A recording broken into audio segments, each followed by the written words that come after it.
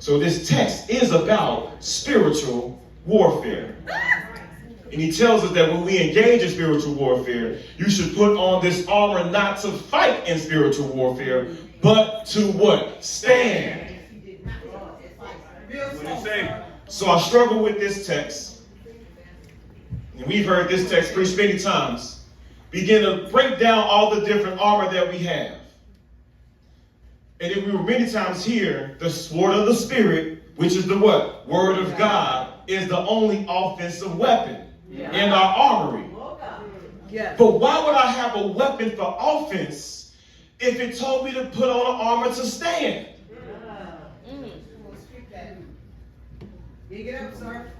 So I was like, God, is the sword of the Spirit the word of God offensive? So now we get like, all right, God, so the sword of the Spirit, which is the word of God, and swords do what? Cut. Yes. And then Hebrews talks more about in detail what this sword is. The sword is the word, but it's like a two-edged sword.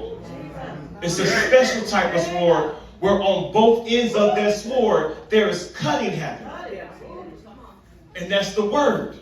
So when I am in spiritual warfare, I can use the word. That's it. Because the word is a two-edged sword. Yeah. But I begin to ask myself, if this sword is meant to stand, what is being cut?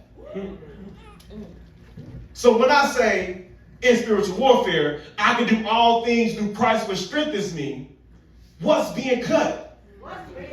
When I say no weapon formed against me shall prosper, what's being cut? When I say I am more than a conqueror, what's being cut? When I am using the sword of the Spirit, which is the word of God, and I'm speaking the word of God in warfare, what's being cut? If the purpose of the sword is meant to stand.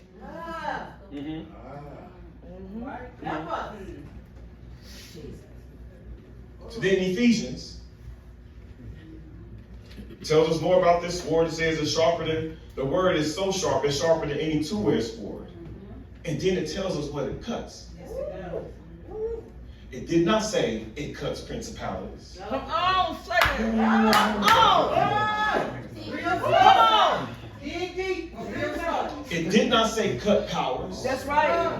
It did not say cut rulers of the darkness of this world and spiritual wickedness in high places. Nope. It said it pierces. That's it. Because I want to make sure y'all know that I'm not quoting it and saying it for myself. It says it pierces even to the dividing of sunder, soul and spirit, and joints and marrow. It did not say principalities, powers, rulers of darkness of this world, and spiritual wickedness in high places. So then I was like, so is this sword really offensive?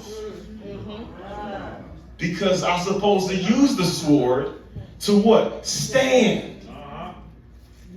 So when I say no weapon formed against me shall prosper, what's really being cut? Me.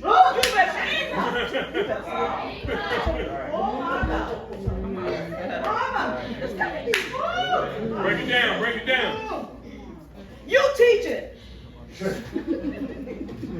So are there things in me that actually is giving place to what I am trying to pray against? Come on here.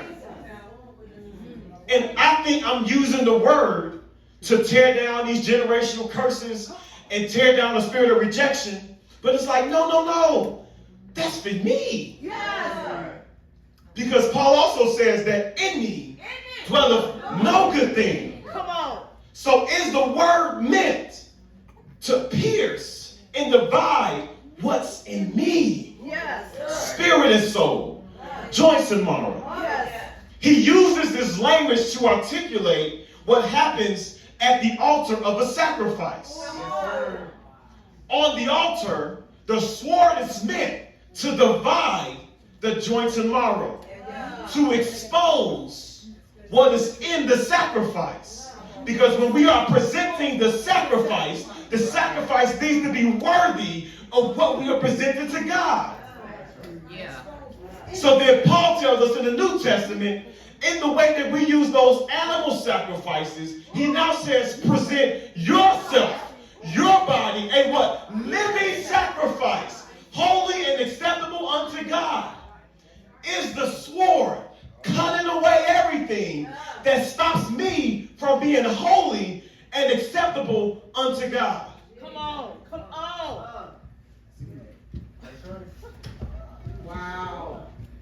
So when I use the word, what's really happening is what's in me is being cut. Yes. Because as what's in me is being cut, if you missed the recap from last week, once I cut those things off, then out of my belly shall flow rivers of living water. There are things, I said this last week, many times it is about our position where we are standing. You may have on the armor of God, but where are you standing? God may be saying that, yes, what you're trying to fight against, you've actually given place to it, and I need you to shift. And if you do not shift, you will never experience acceleration because you are in the wrong position. Where are you standing?